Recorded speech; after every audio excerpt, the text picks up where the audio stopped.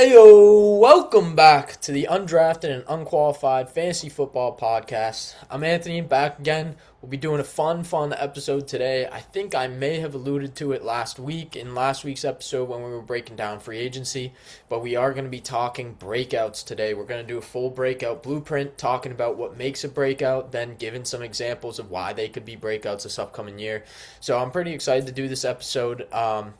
Probably going to be a pretty quick one. Hopefully, we'll get a mock draft in at some point in the near future. But off-season's going well. We don't have as much news today. I'll break down the stuff that came out anyways. But we're about a month away from the NFL draft. So we got about a month left of stuff until we can talk about the NFL draft and, where guys end up and what we like in that regard. So I'm really looking forward to that. I'm getting pretty excited for the draft as always. Jeremiah Love's always an exciting name, has been all off season. So we'll definitely have some fun with that. For today, though, before we hop right into that breakout blueprint, as I mentioned, a little bit of news. First thing, Jalen Waddle traded to the Denver Broncos. I think it's a good deal for both sides. There was a bit of draft capital going back, including a first for the Dolphins. They're getting that. The Broncos are getting Jalen Waddle. I think they got like some sort of pick swap too around the 3-4. But I like it for both sides. I think you acquire some draft capital, you go all in Dolphins into like this kind of rebuild, I guess you could say. They really have nobody though. As for the Broncos, you get Waddle. To me, he's more of like a 1A, and then you got Sutton who's a 1B. I think this is great, though. They really needed a guy who can just be there and be a true one without all the drops. I hate to say it, Courtland Sutton. Love Courtland Sutton. He's a great player. But I think you needed a guy who can be in there really consistently and doing great work. So I like it for the Broncos a lot. I think they should be favorites to win out of the West again, out of that division. And I think, go with that from what you will. Hold on, let me. All right.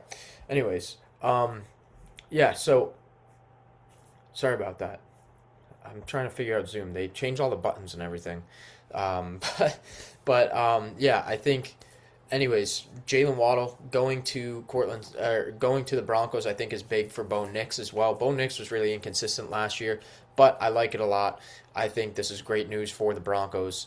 For the Dolphins, on the other hand, I don't like it for Malik Willis. I know Malik Willis is a name where it's like, oh, well, he's got all the rushing upside, was great in his start last year, but there's nobody there. It's Tutu Atwell, Malik Washington. I mean, their three might be like Terrace Marshall.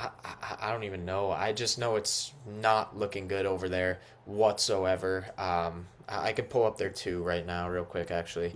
They have Jalen Tolbert. Yeah, it's not good. So regardless, it's a huge downgrade for Malik Willis. I mean, Devon Achane, less touchdown opportunities now. I think he'll still be solid. He's the best player on this offense, but it's not the prettiest look for the Dolphins as a whole. They're going into a clear tank right now. Hopefully Malik can still be okay, but I don't really like it at all for the Dolphins. Another piece of news, JSN, Jackson Smith and Jigba, 4-year, $168 million extension today. Lock him in. Highest paid receiver in NFL history, but that is top 3, top 5 pick, definitely a top 3 wide receiver going into next year. This should lock him in even more. Lock him in, feel good about it. He got paid, don't have to worry about any sit-outs, holdouts, anything like that. So I love that for JSN. Very well deserved, I think, as well, especially after you just won the Super Bowl. Big payday for JSN. Last piece of news today, Travis Kelce just got a 3-year deal. Don't know what that's about, but I wanted to bring it up anyways. I don't think he's going to play throughout that whole contract, but I think something about it is that they have to pay him something and set guaranteed number or something like that, and maybe that's what they had to do to bring him back. I mean, it feels weird that he signed a 3-year deal when it's like he'll be, I think, 39 by the end of that contract. I don't see him playing more than 1-2 years max. So it feels weird. It feels really weird that they did a 3-year deal, but hey, I mean, they locked him in. Kelce will be back. I think Kelce might actually be relevant for fantasy next year. So it's kind of weird to say, but yeah, I think he might be pretty relevant. He was the tight end 3 this past year. So, do with that what you will. Anyways, moving right along, we'll get right into this breakout blueprint here. So, what I'm going to do first, I have a couple busts I want to break down at the end as well. But first, we're going to go through like position by position. What makes a breakout, why I like these certain guys, and why they fit the criteria, and then we'll go from there. All right. So we're just going to start with wide receivers. Okay. Wide receiver breakouts. Everybody talks about it's the year three guy, the year three guy. Well, the year two, the year three breakout, very real. It happens quite a bit. Year three seems to be almost more likely sometimes. We've been seeing a lot of year one breakouts as of late, but the year two, year three breakout, it happens a lot. So that's one thing. The other thing you want to be looking for in a breakout wide receiver is target volume and opportunity. Does the guy have a chance to get volume? Does he have a chance? Is there opportunity there? If there's no opportunity, yes, he could have elite talent. Yes, you could be betting on him. You could like the player. But if the opportunity is not there, then, it might not be worth taking a shot on. One name to watch for heading into this year. Granted, it'll be a rookie year, but say Mekhi Lemon or another one of these top three wide receivers in this draft goes to the Rams at pick, what are they, 13, something like that? If one of these guys goes to the Rams and has to play behind Puka Nacua and Devontae Adams, it's questionable. There's a lot of concerns there. I'd definitely be a little bit nervous if that's the case. I think playing behind those guys, you don't have the opportunity right there. So that's one thing. The other thing, you're betting on the elite talent. So you bet on guys who you believe in. Opportunity may be there, but maybe the guy is just not that good. For example, Tutu Atwell. I don't know. I can look up what year this is for him. Let's see. Tutu Atwell. Let's see his stats. This is going to be might be year 6. Yeah, this might be year 6 for him. I mean, yeah, the opportunity is there, but are you betting on the talent? No. The other piece to this, right, is you want to bet on a good team, good quarterback situation. Again, Tutu Atwell doesn't have a great team, doesn't have a great quarterback for him. So you're betting on guys who are in good situations. So just to recap these, year 2 to 3 wide receiver, a lot of target volume and opportunity. You're betting on talent, not only his own talent, but you're betting on the team to be good with a good quarterback. Okay? Those are kind of the criteria you want to bet on when it comes to the wide receiver breakouts. The first one to fit this criteria, and it's everybody's favorite this year, is Luther Burden. He started to break out towards the end of that rookie season last year, and everybody loves it. The one thing about it is, okay, what's going to be the situation now moving forward? Here's the thing. Target volume and opportunity. That's the first thing. He's year 2, by the way. Fits that. But target volume and opportunity. He started getting more towards the end of the year. DJ Moore is now gone. He has been traded. He is out of the offense. It's really going to be Luther Burden, Roma Dunze, and Colston Loveland. That's your 3. And I think all 3 could be good picks. This is a good offense. Caleb Williams is good. You're betting on that. I think Luther Burden's a great wide receiver. I mean, I've watched him play in person, actually, and he's quite disgusting. I watched him when he torched UMass. So that was a fun game to watch. I mean, he scored like the first play. He was just run after the catch. He just juked around everybody and scored. But the talent is absolutely there. This was one of Ben Johnson's picks, one of his first picks. They're going to use him. Good situation, good offense, Ben Johnson offense. The target volume and the opportunity is there. And this is a year 2 wide receiver. So Luther Burden, is it warranted? Absolutely. I think this is absolutely a good chance for a breakout for Luther Burden heading into year 2. The next name I want to bring up is another guy heading into year 2. That is Tetairoa McMillan. Okay, year 2. Fits that criteria. Target volume and opportunity? Absolutely. He is the clear and far away number 1 on this team. And I don't think anybody is touching near him. You should expect this again this upcoming year, regardless of what they do. If they get Kenyon Sadiq at 19, great. I think that's good news for him too, but Tet should still be getting a lot. The talent, absolutely. I mean, he was a top 10 draft pick, and I think he's a great player. I like Tetairoa McMillan, the player. He had a great rookie year. He looked good. He's got a good team. They're starting to build a team around him, right? They brought in, what was his name? Rasheed Walker, I think his name is, lineman from Green Bay, I want to say. So they're boosting that offensive line. Rico went, but okay, they're getting Jonathan Brooks back from injury. They still have Chuba Hubbard under contract. You have pieces around them. Bryce Young, not the best quarterback in the world. That could be the one knock here. But I think there's a good chance for a breakout for him to even improve. And you can't even say it's necessarily a breakout per se, because Tet was great in year one.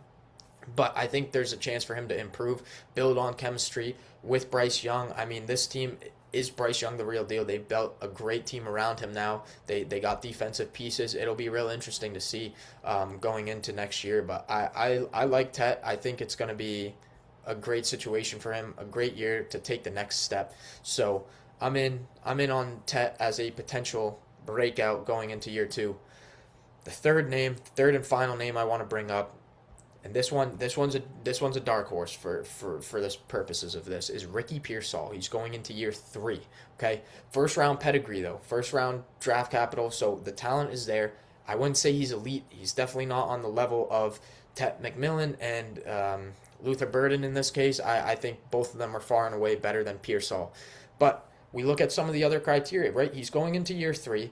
You got to hope he stays healthy, but he's got a great team. He's on the 49ers. They have Christian McCaffrey, George Kittle, who will be back at some point from injury. They now have Mike Evans.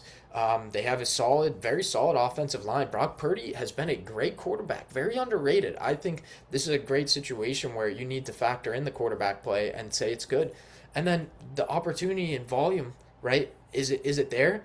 I think Mike Evans is the one. I do. I think George Kittle is probably the 2 once he's back. McCaffrey you have to consider there too. But other than that, there's not a lot. And this team, if they need to throw in some games, they're going to be looking to Pearsall sometimes too.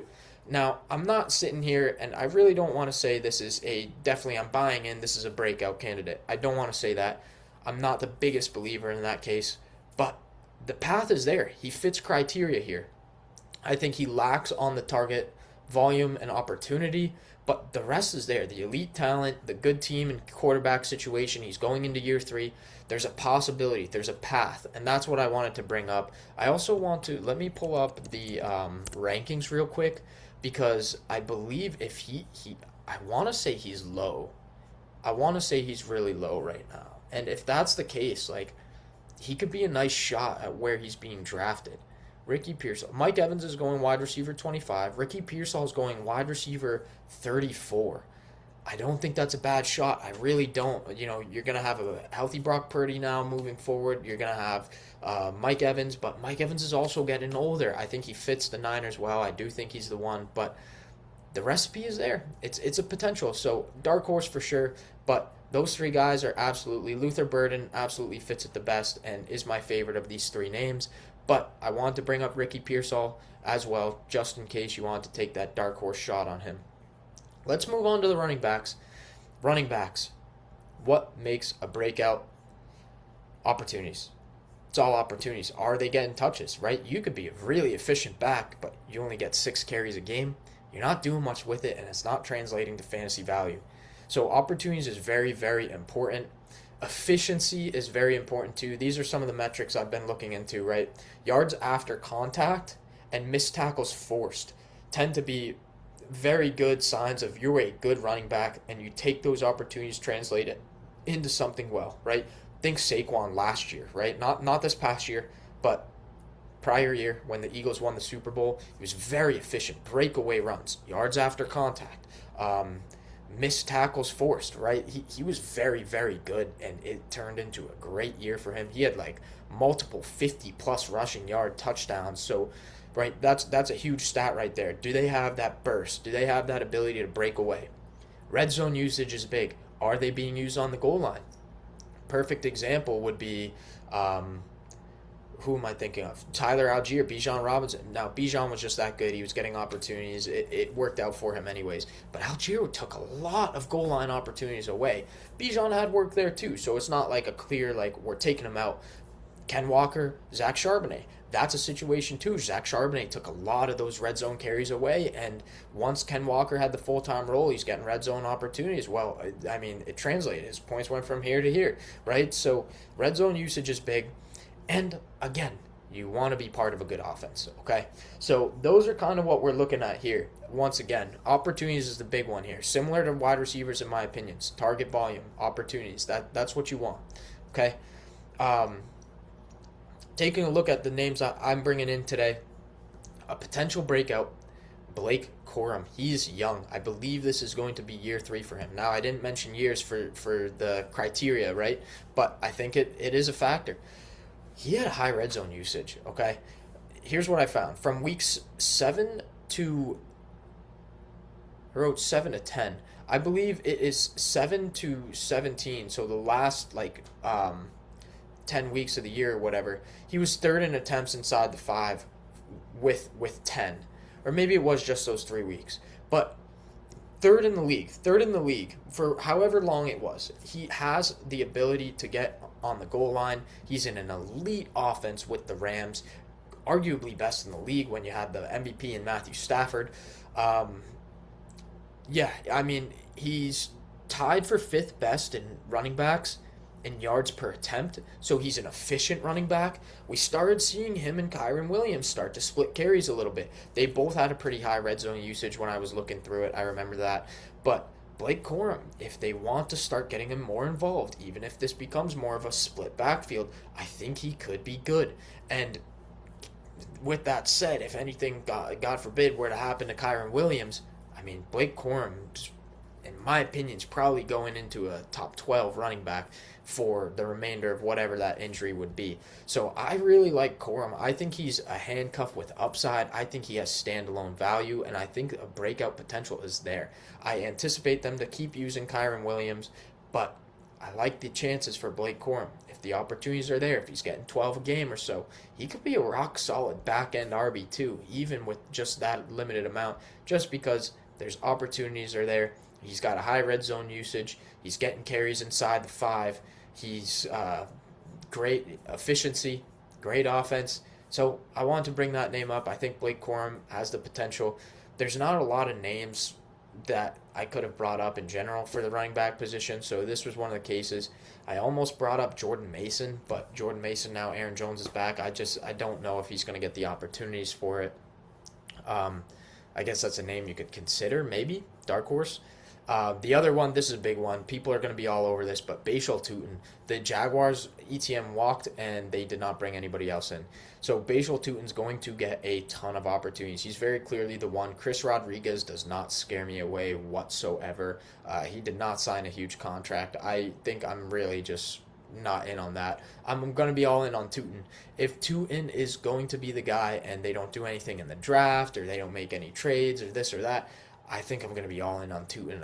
It feels weird because he was a 4th round pick, so the draft pedigree is not really there. But yeah, I mean, the opportunities will be. So he should get a ton of opportunities. He should get plenty of red zone usage in what is a great offense, right? This is a fantastic offense. The efficiency wasn't there necessarily, but I'm riding the opportunities with this one. I think he's kind of more of an average back when it comes to efficiency, but when the opportunities are there, sometimes it doesn't matter as much about how efficient you are with those touches because you're just getting so many carries. And the Jaguars are great. They looked great under Liam Cohen. The offense was moving, and they really didn't lose anything other than Travis Etienne. So in place of that, just give it to Bashal Tutin. And what was Etienne? He was fantastic last year. I think he was the overall RB10. So I think Tutin could be a great candidate to be a breakout this upcoming year. I'm curious. Let's see. Where is he going in terms of running backs right now? Let's just take a look. Bashal Tutin is going, 27. That's extremely low. I think he's a smash pick if he stays there. I think, you're getting opportunities. Yeah, sure, there's still question marks around the position as a whole, but looks like he's going to be getting opportunities. It's a smash pick. Really like Bashal Tutin this year. Corum, there's potential as well. And dark horse, Jordan Mason. I said it. If he is to get more work than Aaron Jones, he's a pretty solid. He's been a fairly efficient running back. The offense will upgrade quite a bit under Kyler Murray, in my opinion. So I think more red zone opportunities will be there. He will be the red zone back over Aaron Jones. I think he'll have a better year than this past year anyways. But it feels weird to put him as like a breakout because he's not that young. Next position up rather, quarterback. Okay, there's a couple, three big pieces here. Okay, rushing upside. That's one. Can the quarterback rush? Does he have the rushing upside? Right. You take a guy like Matthew Stafford. I mean, he did what he did this year because he threw a ton of touchdowns. Without the touchdowns, he's not running the ball. I mean, Jared Goff's a perfect example. He's throwing a lot. The volume is there, but he's not rushing. And it's just not translating into much success. Jordan Love, I mean, the volume is down, and he's finishing outside the top 15 at the quarterback position. You got to have the rushing upside. You might be throwing a little bit less, such as Jalen Hurts, who's done it the past few years, but when you got the rushing upside, you're scoring touchdowns, rushing. It's huge. Rushing upside's everything for quarterbacks. It's kind of a cheat. The other thing you want is an improved supporting cast. So is the team improving? Absolutely. That's definitely helpful. And then you also want to bet on talent. So I have three names here. Well, two really, and then the third's more of a dark horse as well. The first one, Tyler Shuck. Okay, I know he's a little older. He's coming into year two as like now a 26, or he's going to be like 27, something ridiculous. He's going to be old going into his sophomore year, 26, something around that. Okay, I get it. But he looked good. The Saints looked pretty solid with him. Olave was great with him. And if we look at what they've added, okay, they've added Travis Etienne. That is big time. They had no running game last year, okay? Kamara was not good. He was very inefficient. And then he went down with injury. And Devin Neal, Kendre Miller, they couldn't get it done. It just wasn't a good run game. He didn't have that help. Chris Olave's still there. Juwan Johnson's still a very capable tight end. I don't think they have a wide receiver too just yet. They could do it in the draft. We still haven't seen the draft just yet. What if they go Carnell Tate? Well, now we're really improving it. But you add Etienne, so you have a running game now. Also, they added a big-time guard. I think his name is David Edwards, maybe some guy from the Bills, who's supposedly pretty good. Okay, he got good money. They paid him quite a bit. That's a big deal. You add an offensive lineman, you add Travis Etienne. This offense is improving. I like this for Shuck. And Shuck is a rushing quarterback. He can do it. And I'm betting on the talent a little bit. I am. I mean, you improve the supporting cast, I'm betting on the talent a little bit, and he's got the rushing upside. He finished, like, when he was in as a starter, he was finishing games with, like, almost like an average of 18 a game. So that's a great fantasy score. You know, you're not losing weeks with that. And he's going super, super late right now. I like Shuck. I'm going to be in on Shuck. I think he's going to be a great late round dart throw. I'm probably going to be looking to take two quarterbacks this year with how deep of a position it is. And I think Shuck is going to be one of those names I'm going to be looking at. It feels like it's going to be a good year from Shuck. I like it. I really do. It feels weird, but I like it. Definitely opportunity to break out. The other one, Cam Ward. Yeah, I mean, he didn't rush a lot, but he can. He has the ability. Dayball comes in, so it's going to be a little bit of a new system, right? They added Dayball. That's an improved supporting cast. I know he's not on the field, but Dayball is a supporting cast member. That's improved. They got Wan'Dale Robinson, right? That's a big-time upgrade for the wide receiver position. I think they lost Chigakonkwo, okay, but they got Gunnar Helm in the waiting. I think that's fine. I think they're probably going to do something at running back in the draft. Maybe Jeremiah Love. We'll see. Let's pump the brakes, though. If not, they still got Pollard and Spears. So it's not improved like crazy, this supporting cast, but I'm betting on the talent. I really like Cam Ward. I think he's a very patient quarterback. I think he just had nothing around him last year. Wan'Dale should be a nice improvement, better coaching, and yeah, we'll see what happens moving forward. But I'm definitely betting on the talent there, and we'll see. I don't know if he could skyrocket. Like, I think Shuck could be like a ceiling as like a top 8 quarterback. I think Cam Ward, sorry, his upside may be like top 12, his ceiling. But yeah, I'm gonna bet on the talent anyways. Definitely like Shuck more, but he's fitting into the criteria, Cam Ward. And lastly, I kind of just spoiled it, but Malik Willis, I think he's more of a dart throw now. That I know he's got crazy rushing upside. Yes, I love it. And I think the talent's all right to bet on. If you want to bet on it, absolutely. I'm all for it. I don't know if I'm going to, especially with the supporting cast he has. He's going from a solid Packers like supporting cast to a pretty bad one with the Dolphins. I mean, Devon Achane, awesome. I was going to say it was great with Jalen Waddle, but now that Jalen Waddle's gone, Tutu Atwell, Jalen Tolbert, like who are you throwing to? I just really don't like the receiving options for Malik Willis. So you're betting purely on the rushing upside. Granted, it's not the Jets, but it does feel a lot like Justin Fields from last year.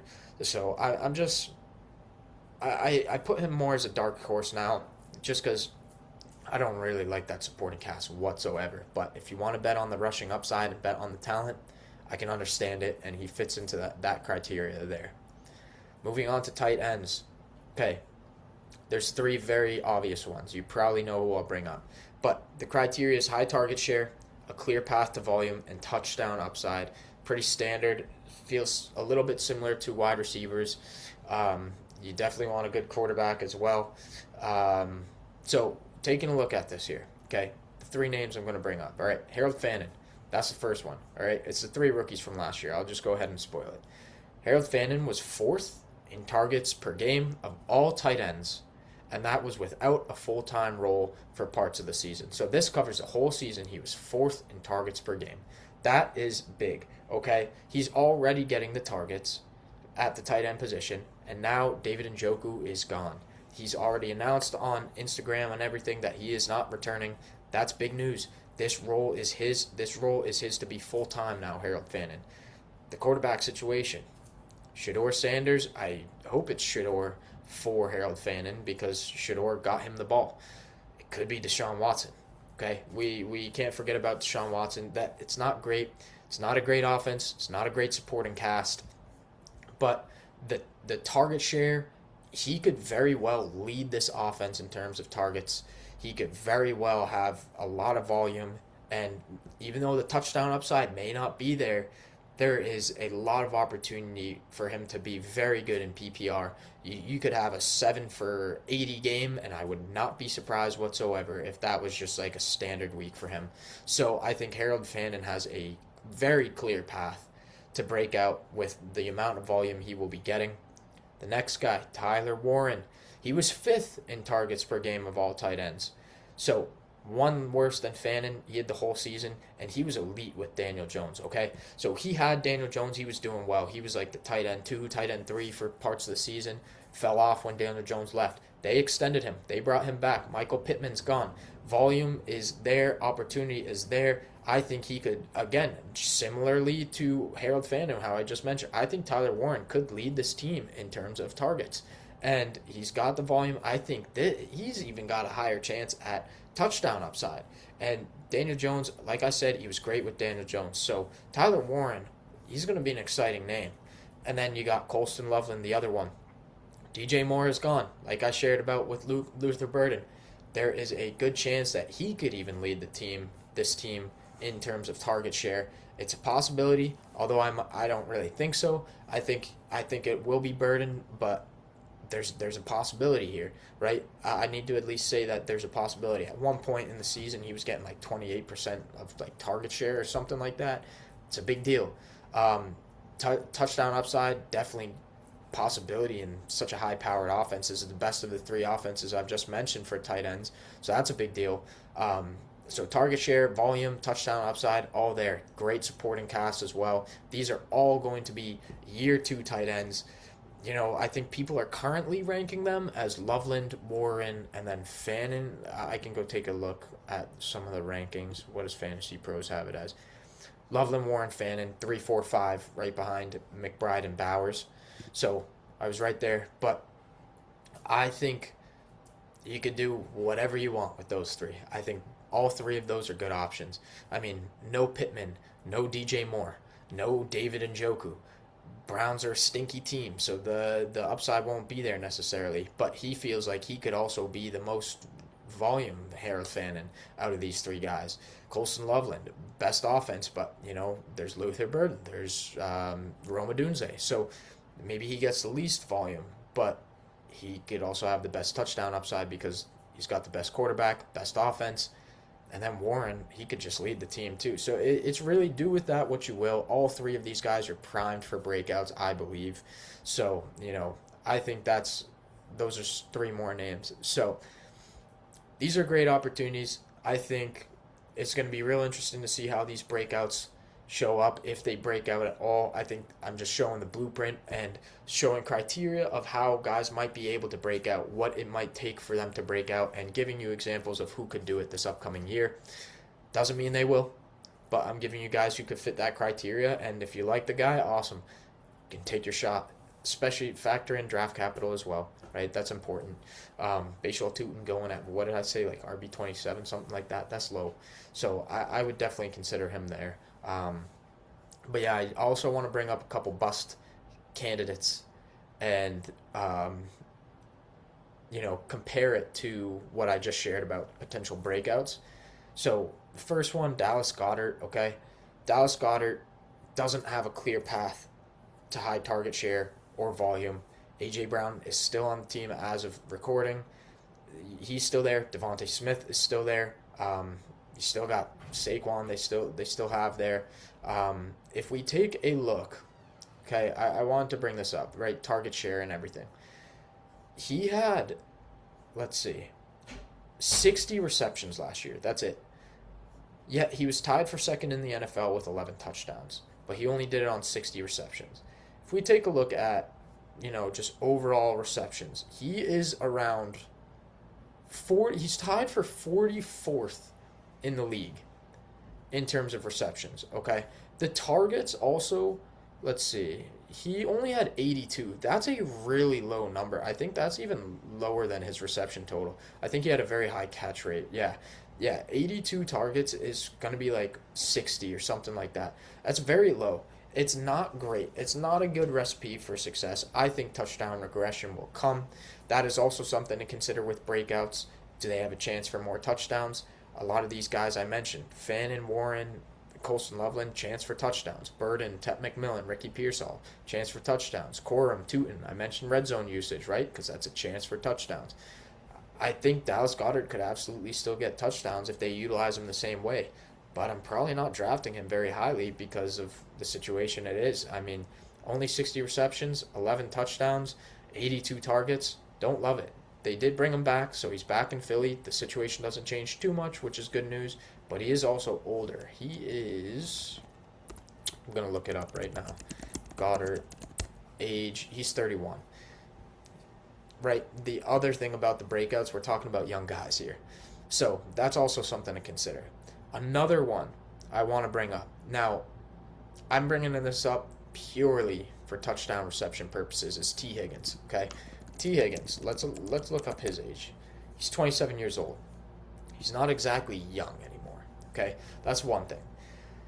He only had 98 targets, which is 42nd in the NFL, okay? He had less than 100 targets. Usually these guys who are finishing very highly are getting 160 targets. I think Trey McBride had like 160 targets, something like that. Let's take a look, yeah. Trey McBride, 169 targets. Wan'Dale Robinson even, 140 targets. Keenan Allen even, 122 targets. So we're looking at targets here, like Nico Collins, 120. That was 17th in the league, and it was still what felt like a down year. That's 120 targets. It's 22 more than T. Higgins had all year. Yes, T. Higgins has the target volume and opportunity right behind Jamar Chase. He's got elite talent. He's got a great team, great quarterback. But he's not in year 2 or year 3. He was tied with Dallas Goedert for 11 touchdowns, second in the NFL.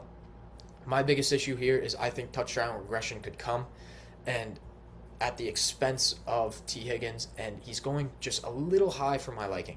Wide receiver 15.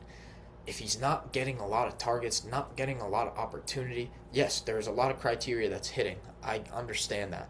But the target and the opportunities, sure, it could bounce back up, but he played a full season this year, still only 98 targets. Most of the season was with Joe Burrow, Joe Flacco. It wasn't amazing, but 11 touchdowns, I mean, that's what you're banking on. So I think wide receiver 15 is just the reason I wanted to bring this up. It feels very rich. So when we're looking at some of these things, we're talking about target opportunities. Can he get in the end zone? Absolutely, he can get in the end zone. He's on a great offense. He's got a great quarterback. But I want to take a look at this here. I also think the defense is improving a little bit, which means I think that it won't be as much of pure passing and just absolute dominance through the air. I think they're going to keep using Chase Brown. He had a great year, and I think they're going to want to get him involved continuously. So we'll see. I don't think they add anything else at the receiver position or even at the tight end position. So the offense should stay the same, but the touchdowns could drop a bit, and it's just something I wanted to bring up for you guys. Yeah, that's the breakout blueprint, though, right? Those are what makes a breakout. Those are guys who could be a breakout candidate. I think the next thing we're going to do is hopefully mock draft in the next 1 or 2 episodes. At some point, we'll get that going. The other thing I want to do is we're going to look into guys who are getting hyped up this season. And we're going to see if we're on page, if we're on board with them, and we'll talk about it. So, those are kind of the next 2 episodes I think we're going to have. So we'll figure out if it's going to be a mock draft first or second. But appreciate y'all tuning in. Hopefully that breakout blueprint was helpful for you guys. Something to consider heading into the offseason, something to keep in mind when you're thinking about drafting, things like that. So appreciate y'all tuning in. See y'all in the next episode. Peace.